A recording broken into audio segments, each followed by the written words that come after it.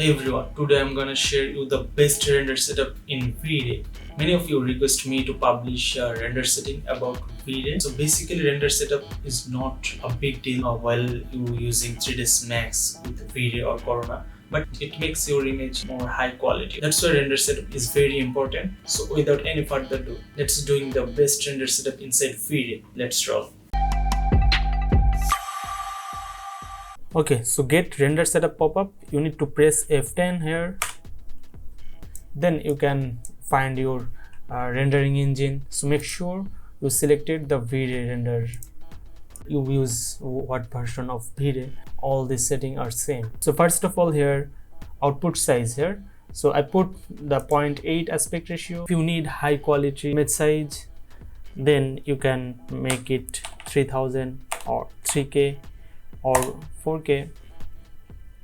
So set your output size and then go to the V-Ray segment, global switches. If you want to get more options and advanced render settings, then you need to convert it into switch all to advanced. Okay, in this way you can find so much advanced setting. Most important thing here, you need to go to the image sampler. So I'm avoiding so much technical things. It's time to focus on your design. Go to the image sampler and then you can make it bucket. So in bucket mode, comparatively short time to produce a high quality render, but also you can select the progressive, and progressive mode you can set your render time. So you can put your desired render time. Then noise threshold, if you put 0.005 or 0.007, that means your image will much more noise free. Otherwise 0.1 or upper value, it means it gives you too much noisy in your image. This is progressive mode. Hit the render. So in progressive mode your render will progress like this. If you select here bucket mode, so in that way your render will progressing with many passes. Okay, so this is bucket system mode. So this is comparatively lower time than progressive mode. Okay, so you can try this both way.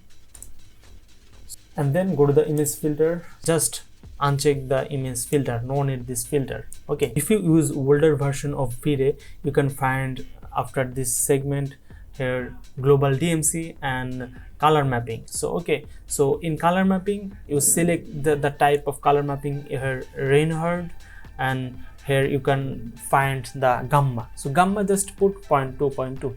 Okay, so and if you use the update V-Ray 6 version, no need to think about this option. Then go to the GI and here global illumination. So primary engine brute force is okay, secondary engine here light cache. So if you wanna play with light mix, then select the brute force. Subdivs value here, reset still and subdivs. If you play with very complex exterior or complex interior or high quality animation, then you need to increase this value like 3000 or upper.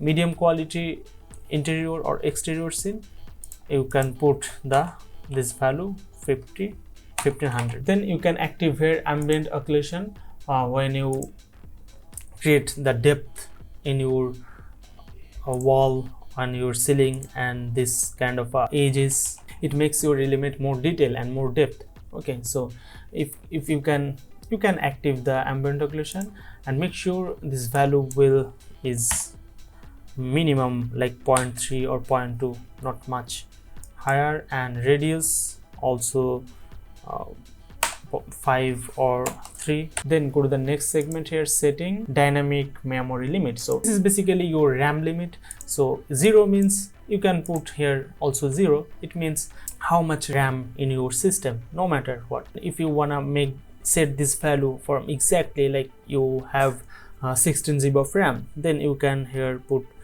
16,000. I have 32 GB RAM, so I can put here 32,000. Okay, so that's all. Render elements. Number 1, you must need to active this here. This is V-Ray denoiser. It gives your image much more clean. Then you can also add it here light mix, reflection. If you need, you can you can active this kind of render elements, then simply hit render, and that's all. It makes your render much more better than before. It gives you higher quality of render, assure. And after complete this setting, you can set this setup here preset, so you can use various time in your new file. So you just need to save preset, then select the folder, then here just make a name like render preset, then save. In that way, if you have a new file like this, so here just select the Vray and then load this preset. So load preset, then select this folder, then select the preset, then open and load again. Done. Boom. Now you are able to exactly same setting applying your new file. So grab your mouse and let's embark on this journey together as we demonstrate Vray render settings and unleash your creative potential. That's all about today. Thanks for watching.